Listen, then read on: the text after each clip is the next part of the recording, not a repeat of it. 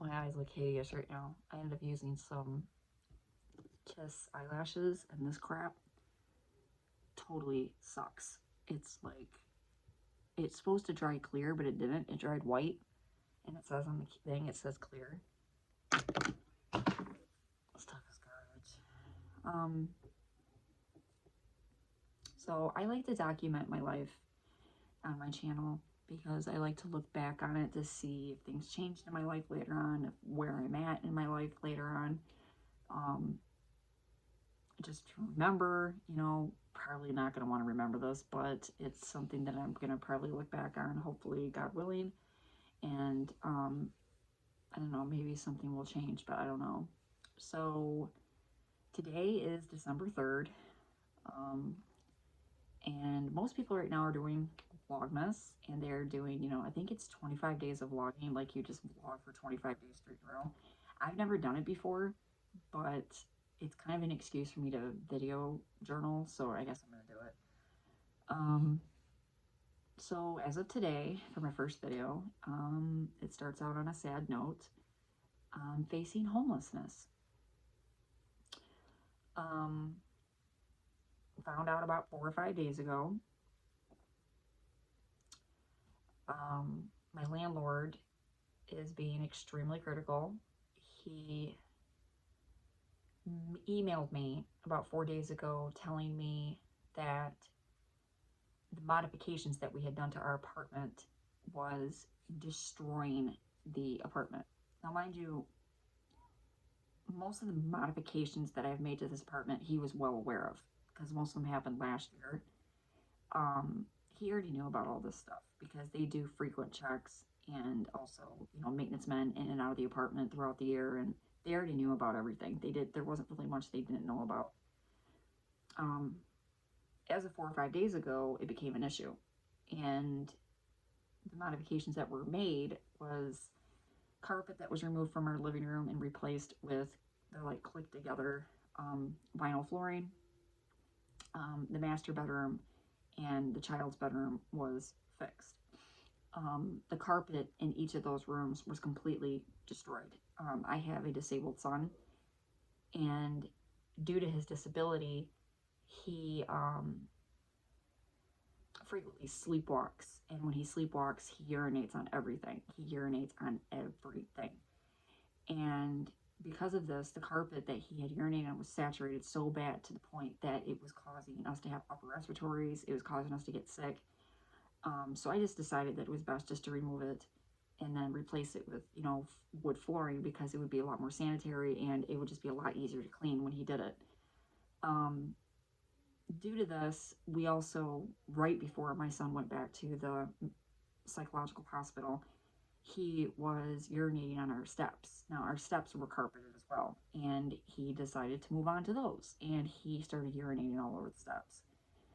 The wood that was underneath the carpet and the padding was completely wrecked. It had like big brown spots on the wood, and again, my carpet cleaner was unable to completely eradicate all the urine smell as well as the bacteria in general. Again, it started happening again. We started having upper respiratories. My youngest son started getting sick, sneezing all the time, just constantly like watery. I'm a very, very allergic to urine. I get really, really like bad allergies to it. My eyes will start to burn really bad. I'll get really bad nasal congestion. It goes right to my chest, and that's what started happening. After a while, I couldn't take it anymore. So I said, okay, we're going to do the same thing we did for the living room.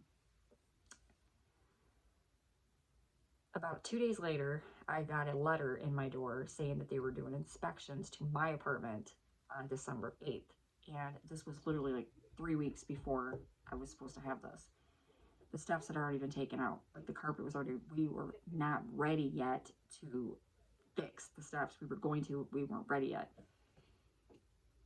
The timeline of money and paychecks and things like that wasn't lining up correctly with the inspection. So me, not thinking it was that big of a deal, went to my landlord and I explained everything to them, why I did it, and we wanted to replace the carpet. The assistant landlord went to the manager, the big landlord, the head landlord, and she basically snitched and told on us and made up a fabricated lie saying that we basically were damaging the apartment and everything else between. The head landlord emailed me and told me all this. And then he said he wasn't going to be back in the office till December 12th, and that he was telling his manager and the people he worked with if he could get a 30-day notice to quit. Now, I was assuming that this meant, because I Googled it, I thought that it meant we had 30 days to pay for their damages, and then we would be okay, but we'd still have a violated, thing on our lease. He decided to go with the other, and it was just straight up eviction. The problem is with these emails is that they were very, very hazy. They were very foggy. There wasn't a lot of clarification in the emails because he put the word possibility of a 30-day notice to quit. He's not really telling me yes or no. Basically, we've just been on pins and needles for the past however long it's been. Whenever I try to talk to the assistant manager about this, now it just gets to a point where I don't trust her anymore, so I don't really know what to say to her, how to ask her questions. I don't really know what to say because she calls the head manager when I walk out of the office, and she tells him everything I said, but she twists everything, and then she ticks him off, and then he emails me, and it turns into this big drama thing. So as of right now, I'm taking it as it is. I'm taking it as a 30-day notice.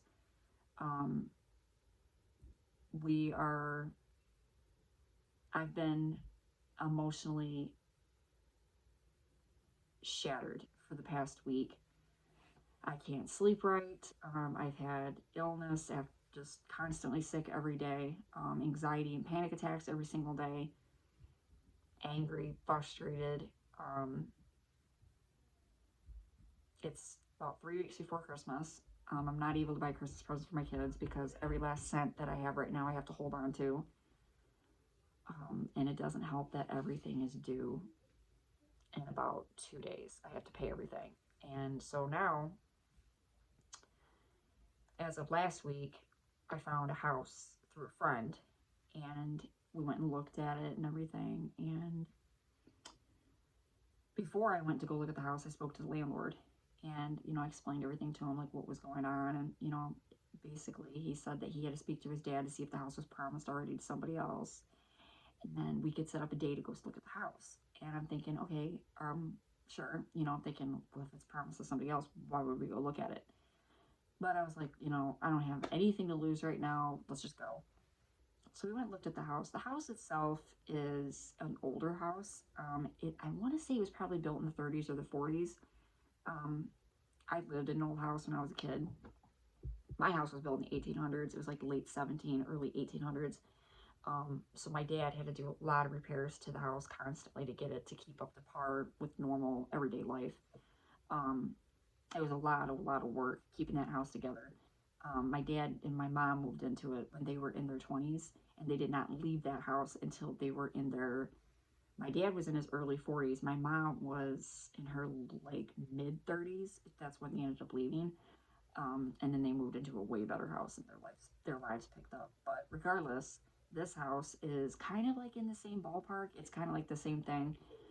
It needs a lot of work.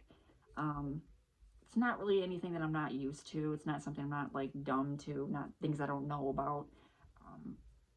Drywall, plaster, paint, wood, wood for floors, things like that. But the problem is, the landlord is being kind of wishy-washy, and both of these landlords are basically not giving me direct answers. One of them is not giving me direct answer if I'm going to leave this place or not, and the other landlord is not telling me if I'm going to be able to move into the next place. And I have all my money collected. I have all my ducks in a row. It's just that all my ducks are just kind of waiting around like, okay, we're in a row. What are we doing here? So it's just a very frustrating time for me and my family right now. It's at the wrong time of the year. It's like the worst time of year for this to happen. And I've been miserable. I've been miserable since last week, and I've cried almost every day I've cried. Every day I've cried. I wake up crying, or I go to bed crying. we've had to sell a few things in our house just to make extra money, um, because we're basically preparing ourselves for the worst, and that would be, nothing happens, and we have to live in a hotel, or we have to live in my truck. And the worst part of it is that we have two children that are involved in this. If we didn't have the kids, it wouldn't be that big of a deal because we don't really care. Me and my husband were like, we'll make do. We would survive. I would just go out and get a job and work and go from there. But with me and my husband having the kids, it's harder because children shouldn't be involved in this. They shouldn't be living on the streets. They shouldn't have to know what it's like to struggle. They should know, my youngest has no idea what it's like to struggle. Not a clue. Ever since the day he was born, he's been, very much protected. And he's been very much, had a very soft life. And it was like the other night we were out and about and it was getting late. We were kind of watching the Christmas lights and we were driving around. And he started saying, Mama, I want to go home. He goes, I'm really tired. I want to go home. And,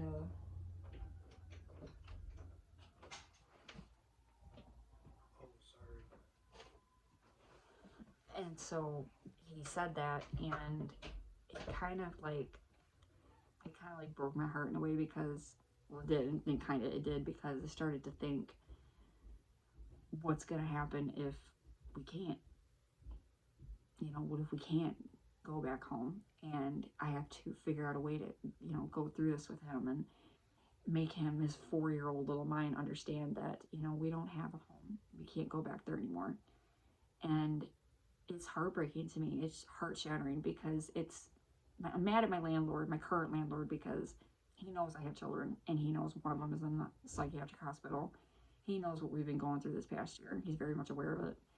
And for him to do this to my family and to just so casually do it to my family without a care, it really just showed me his true colors, as well as now I have major trust issues with this place. And I don't know if I'm going to stay if he changes his mind. I don't know if I'm going to just continue living here, because I don't trust them anymore. It's too hard for me to trust them after everything they've done, the hell that they've put my family through. I'm trying to see if there's any foundation left on this so I can cover this up because it's like, looks god awful. My eyes have been watering like non-stop for days, and I met my eyeliner on it, just melted like right off my face. I've been using this e.l.f. foundation. It's pretty good. It smells really good, but it doesn't last very long. It kind of just wipes off really easily. So, I don't know what my life's going to look like in the next couple of months. I don't know where I'm going to be. I don't know. And that's the basis of my life this past year has been, we don't know.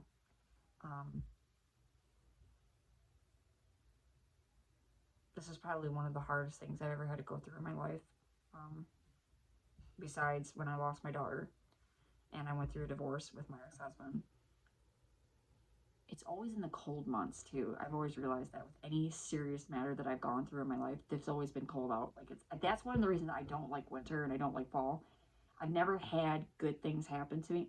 Well, I guess I can't say that. I've had like a couple of good things happen to me when it's been cold out, but bad things have always, circulated around this time, or it's either that or it's been extremely stressful, like very, very hard. And I've had to power through a lot of things during these times. And I don't wish this upon anybody that has children. I don't wish this. And I know it's a very, very common thing for this to happen to families, that they lose their homes, especially families with kids. It's very, very, unfortunately, it's very common. And I've had so many people, rally around us that are trying to help and trying to think of solutions and things like that. And it's been nothing but brick walls, like, just nonstop running into walls. It's hard when you're, basically begging people for help, and, everybody just kind of goes, sorry, can't help. Sorry, can't help. You know, oh, I feel sorry for you, but I can't help you. It really stinks when you know they can help you, but they just don't. And it really does make you question friendships. It makes you question friendships as well as family. Um, I've been kind of at odds with my mom right now. When this happened, she basically kind of just shoved me away and then was like, you know, I can't really help you and there's nothing we can do. And um, she's been kind of like ignoring the whole matter for the past couple of weeks. She's just kind of like living in a fantasy. Like, she's like, oh, it's probably not going to happen. And um, she's never lived in government housing before, so she doesn't understand the process in which they work. And she doesn't understand that it's very tricky when you're living in government housing. It's very shady. It's very your word against theirs, and there's not much you can do. You don't really have control over anything. Even if you get a lawyer, there's still not much you can do. Um,